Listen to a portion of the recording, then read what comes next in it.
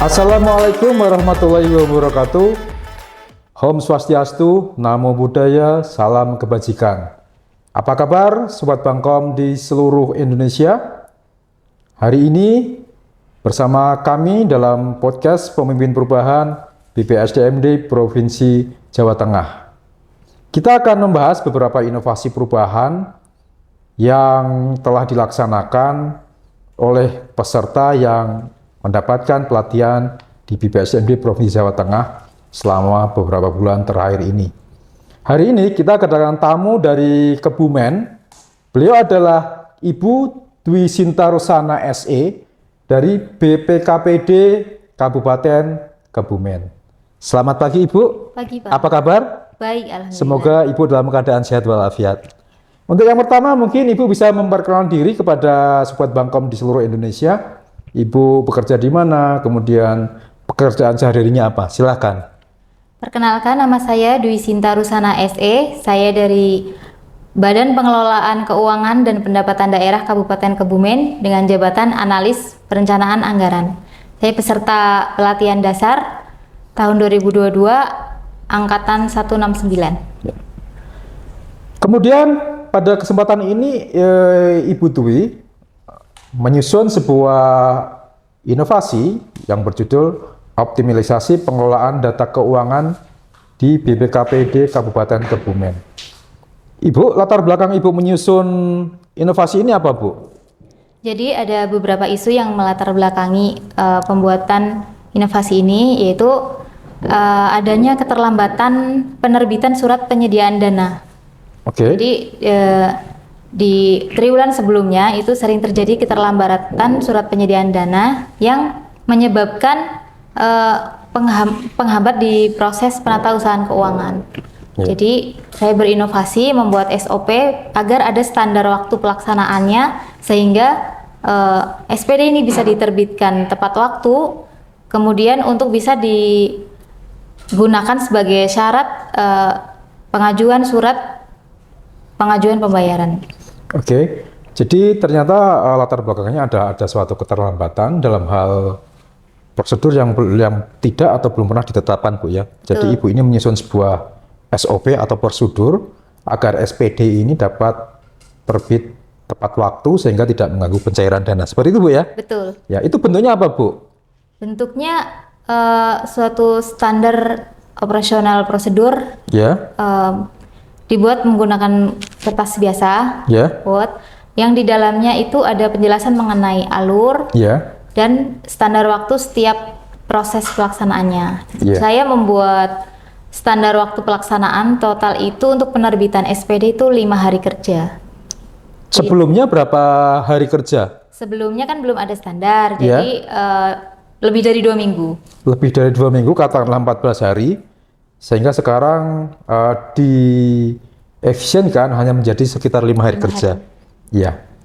Kemudian untuk langkah-langkahnya Ibu yang sudah terlaksana dalam hal penyusunan SOP ini apa, Bu? Siapa saja yang terlibat, kemudian bagaimana cara menyusunnya dan sebagainya. Iya. Untuk yang terlibat itu diantaranya staf bidang anggaran atau saya sendiri, Kasubdit Penyusunan Anggaran, Kepala Bidang Anggaran, Sekretaris BPKPD, Kepala Badan, kemudian bidang perbendaharaan. Nah, di sini itu langkah pertama saya mempelajari dulu peraturan yang ada di atasnya. Ya. Kemudian saya menyusun draft SOP-nya. Kemudian saya melakukan konsultasi dengan mentor untuk perbaikan-perbaikan. Setelah jadi draftnya itu kemudian diajukan pengesahan. Nah, saat pengajuan pengesahan ini juga ternyata masih banyak terdapat revisi gitu berdasarkan hasil pencermatan dari kepala bidang. Kemudian pada tanggal 24 Oktober kemarin sudah dilakukan pengesahan untuk SOP-nya. Iya. Dan SOP ini mungkin tidak hanya untuk instansi Ibu ya, juga kepada dinas-dinas yang lain atau badan-badan yang lain ya. Kalau SOP penerbitan SPD ini berlakunya sih untuk internal bidang anggaran, tapi dampaknya itu jadi ke seluruh satuan kerja perangkat daerah di Kabupaten Kebumen. Karena kan SPD ini adalah dokumen yang diperlukan untuk pencairan dana gitu. Jadi dari dinas yang lain atau badan yang lain membuat sebuah usulan, kemudian Ibu menerbitkan SPD dan melalui SOP ini bisa lebih cepat ya Bu ya proses pencairan dananya. Ini sudah sudah dilaksanakan belum Bu? Sudah direalisasikan belum? Ya.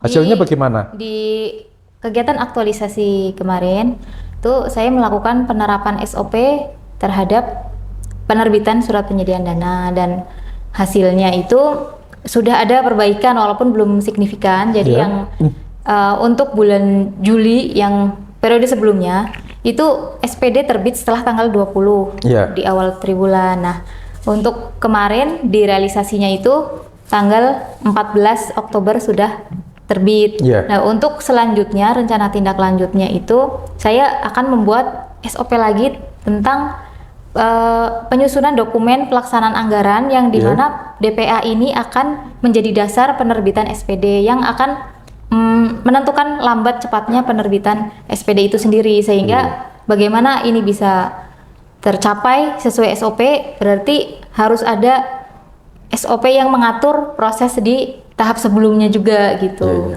Jadi Ibu malah dari inovasi ini menemukan sebuah simpul juga yang harus diperbaiki Bu ya? Iya betul. Iya. Kemudian ada nggak hambatan atau hambatan dan sekaligus mungkin solusinya ketika kemarin ada Ibu mengimplementasi dari inovasi ini? Untuk hambatannya itu untuk penerbitan SPD ini kan menggunakan aplikasi FMIS.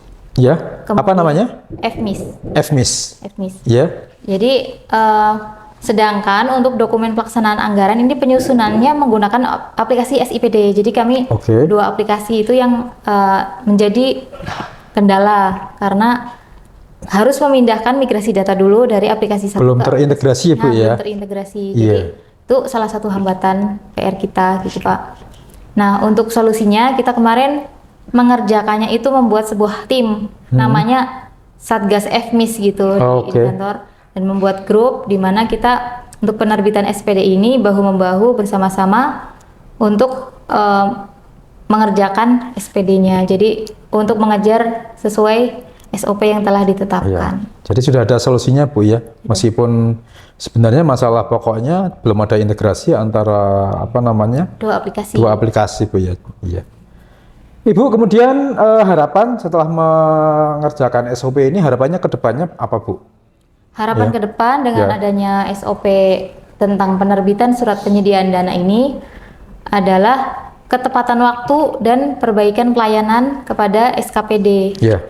Karena yang terjadi selama ini kan sering terlambat dan jadi komplain dari SKPD. Jadi kita akan meminimalisir komplain itu. Jadi waktu pelayanannya lebih pendek dan lebih cepat Bu ya. Sobat Bangkom dimanapun Anda berada di seluruh Indonesia, tidak terasa kita sudah berada di penghujung acara. Terima kasih Bu Dwi Sinta yang telah menjadi narasumber pada podcast Pemimpin Perubahan pada hari ini. Saya Arif Rahman pamit undur diri. Sampai jumpa di episode selanjutnya. Salam kompetensi.